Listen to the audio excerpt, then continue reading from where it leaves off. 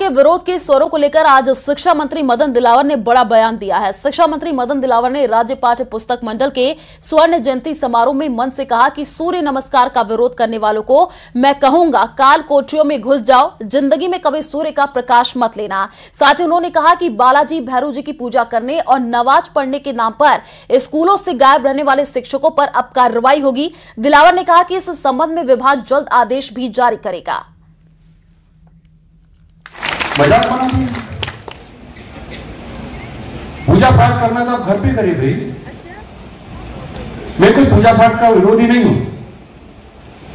एक पर पूजा पाठ का समय होता है, उस पूजा पाठ का अपनी आराधना कीजिए, जो भी आपकी पूजा पद्धति है उसके आधा हिसाब से काम करिए। लेकिन आप विद्यालय के समय में कटौती करके आप जा रहे हैं, ये ठीक नहीं होगा।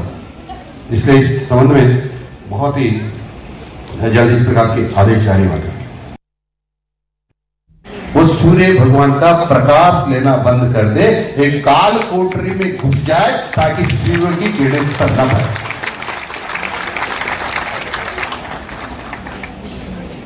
जिसका अन्न खाते हो, जिससे लाभ प्राप्त करते हो, जिससे अपना जीवन आगे चलाते हो, जिससे जीवित रहते हो, उसमें आपको आपत्ति है?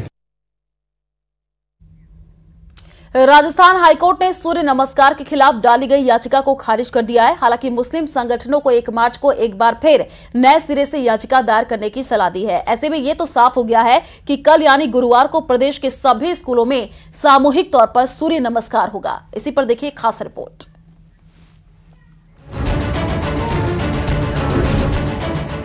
सूर्य नमस्कार पर तकरार के बीच मुस्लिम संगठनों की याचिका खारिज। सूर्य नमस्कार के फैसले को दी थी चुनौती।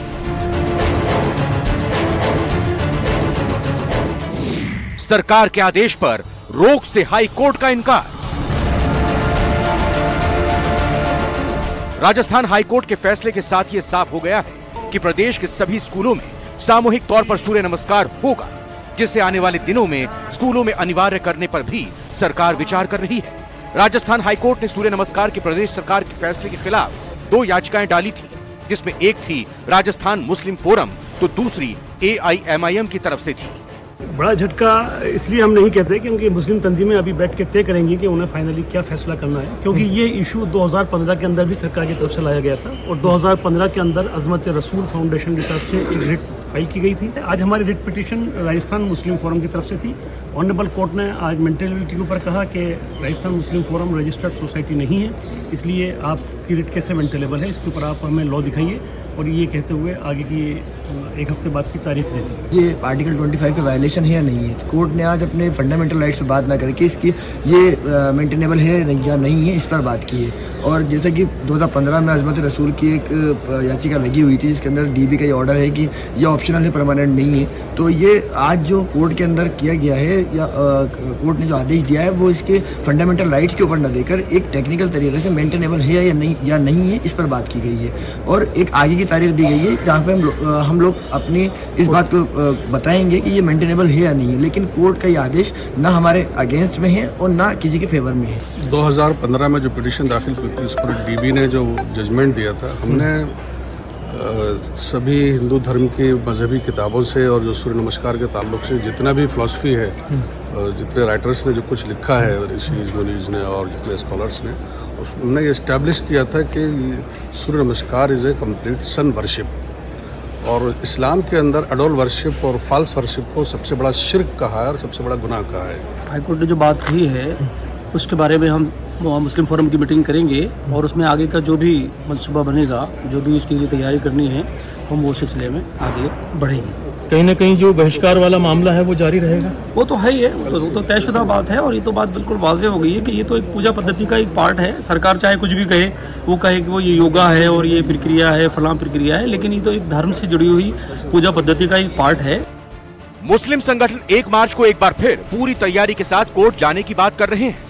दूसरी तरफ याचिका खारिज करने की वजह संगठनों का रजिस्टर्ड ना होना बताया जा रहा है, क्योंकि नियमों के मुताबिक हाईकोर्ट में कोई भी संगठन तभी याचिका दायर कर सकता है जब वो रजिस्टर्ड हो या फिर व्यक्तिगत रूप से याचिका दायर कर रहा हो। हालांकि इस बीच सूर्य नमस्कार का विरोध करने वाले संगठनों ने साफ कर दिया है कि 15 फरवरी को वो सूर्य नमस्कार का बहिष्कार जारी रखेंगे। सरकारी स्कूल हो या प्राइवेट स्कूल हो, तमाम लोगों को पाबंद नहीं किया जा सकता। तो सूर्य नमस्कार खुला हुआ शिर्क है। हम इसके खिलाफ जो बेदारी भी लोगों में ला रहे हैं और भी जो कोर्ट में भी पूरी तैयारी के साथ में 1 तारीख दी गई है, उसमें भी हम अपनी बात कहेंगे। मुस्लिम संगठनों की सूर्य नमस्कार के फैसले पर रोक की कोशिशें नाकाम हो चुकी हैं। ऐसे में सरकार पूरी शिद्दत के साथ इसे कामयाब कराने में जुटी हुई है। ऐसे में अब देखना होगा कि आने वाले दिनों में सूर्य नमस्कार पर तकरार जारी रहेगी या फिर कोई समाधान निकलेगा।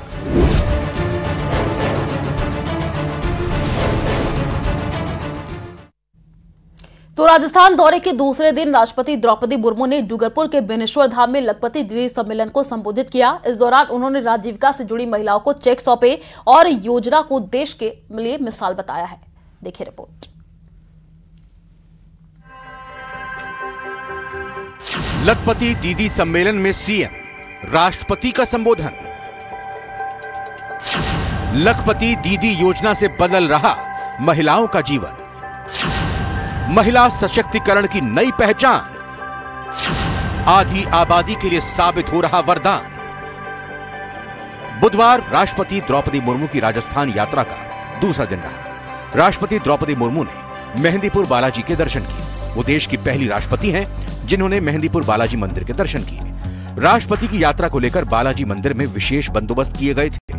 मंदिर के बाहर रेड कारपेट बिछाई गई थी। गर्भगृह को फूलों से सजाया गया था। राष्ट्रपति ने मुख्यमंत्री भजनलाल शर्मा की मौजूदगी में पौने घंटे तक वैदिक मंत्रोच्चार के साथ पूजा अर्चना और हवन किया। राष्ट्रपति का दौरा रहा है और मेहंदीपुर बालाजी में पहला कार्यक्रम था। यहाँ पर उन्होंने करीब पौन घंटे तक पूजा अर्चना की है और कुल 1.5 घंटे तक मेहंदीपुर बालाजी में राष्ट्रपति रही है और मुख्यमंत्री भजनलाल शर्मा भी उनके साथ रहे हैं और उन्होंने सुख समृद्धि की कामना की है। बालाजी क्षेत्र में पुलिस और सुरक्षा एजेंसियों के 1200 से ज्यादा जवान तैनात किए गए थे। राष्ट्रपति के काफिले के बीच में पड़ने वाले कुछ रास्तों को भी सील कर दिया गया था। राष्ट्रपति के आने से पहले सुरक्षा एजेंसियों ने रिहर्सल किया। बुलेट प्रूफ गाड़ियों के काफिले के साथ हेलीपैड से लेकर बालाजी मंदिर तक रिहर्सल कर सुरक्षा का जायजा लिया। राष्ट्रपति के दौरे को लेकर राष्ट्रीय राजमार्ग 21 से लेकर बालाजी मोड़ तक वाहनों की आवाजाही पूरी तरह बंद कर दी गई थी। रिहर्सल के दौरान कुछ समय के लिए श्रद्धालुओं की मंदिर में एंट्री भी बंद कर दी गई थी।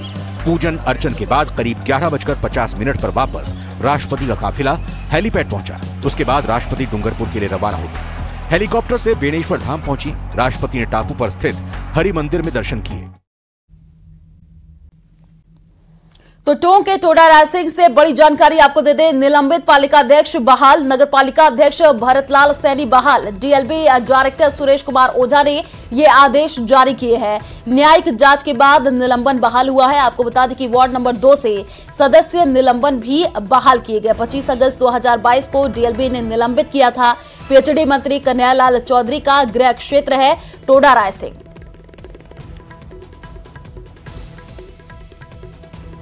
तो खबर धौलपुर से है, जहां राजकीय पीजी कॉलेज में मामूली कहास होने के बाद छात्रों के 2 गुटों में मारपीट हो गई और मारपीट की सूचना मिलते ही कोतवाली थाना एसएचओ के साथ पुलिस मौके पर पहुंच गई, जहां पुलिस ने मारपीट के आरोप में एक छात्र को राउंड अप किया है। वहीं पुलिस ने प्रिंसिपल से बात कर झगड़ा कर रहे दोनों छात्रों को बुलाकर के पूछताछ की। पूछताछ में छात्र ने बताया कि बस में दोनों छात्रों के बीच झगड़ा हो गया। झगड़े के बाद एक छात्र ने अपने साथियों को कॉलेज में बुला लिया, जहां उन्होंने कॉलेज के पीछे दूसरे छात्र से मारपीट कर दी। अधिकारी से सूचना मिली थी कि पीजी कॉलेज में कोई झगड़ा हो गया। इस सूचना पर मैं यहाँ पे पुलिस अमले के साथ में पीजी कॉलेज धौलपुर में आया था। यहाँ प्रिंसिपल साहब से मिले तो पाया गया कि कुछ छोटी मोटी बात को लेकर के 2 स्टूडेंटों में आपस में थोड़ा सा काश होना कॉलेज लेवल का हो गया था। तो झालावाड़ के खानपुर थाना सीआई रामकिशन गुदारा पर इलाके के ट्रैक्टर चालकों और मालिकों ने अवैध वसूली करने का गंभीर आरोप लगाया है। और आपको बता दें कि सारे मामले में इलाके के करीब आधा दर्जन से अधिक ट्रैक्टर मालिकों ने जिला कलेक्ट्रेट में नारेबाजी कर प्रदर्शन किया है और थाना अधिकारी के खिलाफ कार्रवाई की मांग को लेकर के जिला कलेक्टर और पुलिस अधीक्षक के नाम ज्ञापन भी सौंपा है। किशन गोदारा खानपुर सीआई है। हमारे यहाँ पत्थर के ट्रैक्टर चलते हैं, 50 ट्रैक्टर चलते हैं। अटू रोड से लेके पूरे खानपुर में चलते हैं। अब पहले दिन में चलते थे, अब रात में चल रहे हैं। मंथली पहले 6,000 थी, अब 5,000 ले रहा है। CI खानपुर रामकिशन गोदारा।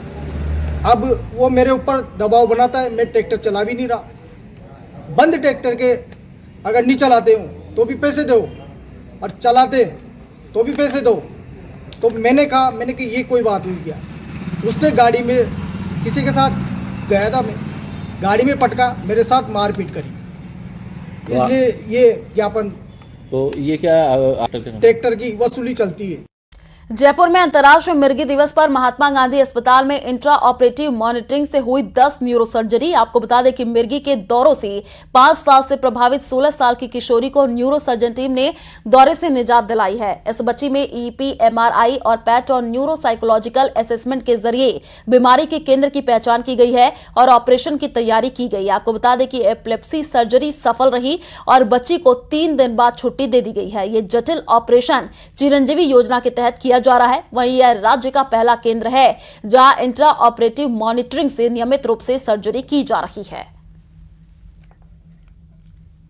अब मशीनों के द्वारा जैसे हार्ट के लिए ECG करते हैं, दिमाग के लिए EEG करते हैं, इलेक्ट्रोएन्सेफेलोग्राम करते हैं, उससे आप पता लगा लेते हो कि कहाँ पे ये बीमारी का केंद्र है और उस केंद्र पे या तो आप दवाइयों से ठीक कर लेते हो और दवाइयों से ठीक नहीं होता है तो परमानेंट इलाज के लिए आजकल ये एपिलेप्सी सर्जरी बहुत ही पॉपुलर होती जा रही है। और यदि आपने करेक्ट उसका लोकलाइजेशन, उसका आपने निर्धारण कर लिया उस जगह का, तो उसको आप या तो बर्न कर देते हो या वहाँ पे इलेक्ट्रोड लगा देते हो। एपिलेप्सी एक बीमारी है, ये कोई देवी का प्रकोप या कुछ नहीं है, ये बीमारी है जो हम EEG में उसमें स्टडी करके इसका फोकस पता कर लेते हैं।